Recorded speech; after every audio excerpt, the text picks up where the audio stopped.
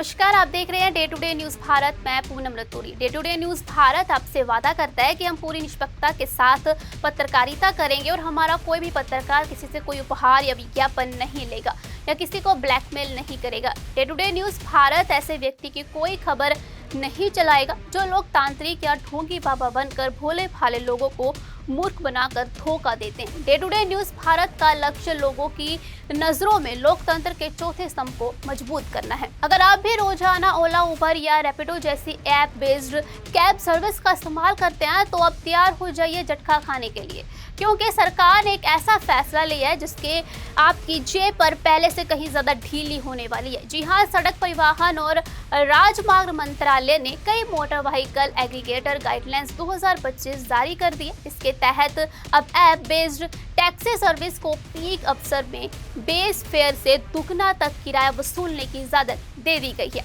यानी अब ऑफिस जाने या लौटने जैसे व्यस्त समय में आपकी सवारी जेब पर ज्यादा भारी पड़ेगी। पहले कंपनियां सिर्फ 1.5 गुना ज्यादा तक किराया बढ़ा सकती थी, अब पीक टाइम में 2 गुना किराया वसूलने की छूट।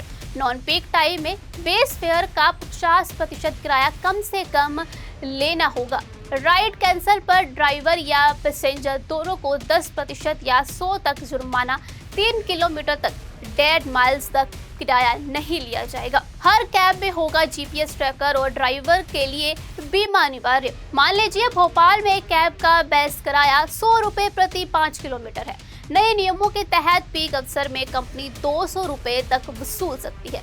नई गाइडलाइंस के मुताबिक अब हर राज्य को 3 महीने के अंदर अंदर अपने अपने हिसाब से किराया तय करने होंगे। अगर कोई राज्य किराया तय नहीं करता है तो फिर कंपनियां खुद किराया तय करके राज्य सरकार को जानकारी देंगी। इन नियमों से एक तरफ जहां कैब कंपनियों को ड्राइवर्स को राहत मिलेगी, वहीं दूसरी तरफ आम यात्री की जेब पर सीधा असर पड़ेगा। खासतौर पर उन शहरों में जहां पहले से ही किराया ऊंचा है, वहां पीक अवसर में अब सवारी और महंगी हो जाएगी।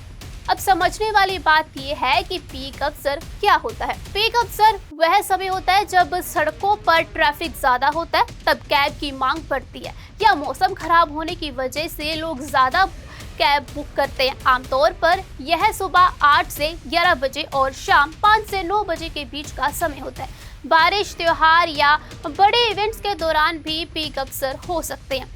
यात्री की सुरक्षा को ध्यान में रखते हुए अब हर कैब में जीपीएस आधारित VLTT डिवाइस लगाना अनिवार्य कर दिया गया है, जिससे यात्रियों की लाइव लोकेशन ट्रैक की जा सकेगी। केंद्र सरकार ने सभी राज्यों को सलाह दी है कि वह अगले 3 महीने यानी सितंबर 2025 तक नए नियमों को लागू करेंगे। तो अगली बार जब आप ओला या उबर बुक करें तो किराया देकर चौंकिएगा मत, क्योंकि सरकार ने खुद मंजूरी दे दी है। डबल किराए की सवारी अब सरकारी छूट के साथ। ऐसे ही अहम खबरों के लिए जुड़े रहिए day to day news Bharat के साथ।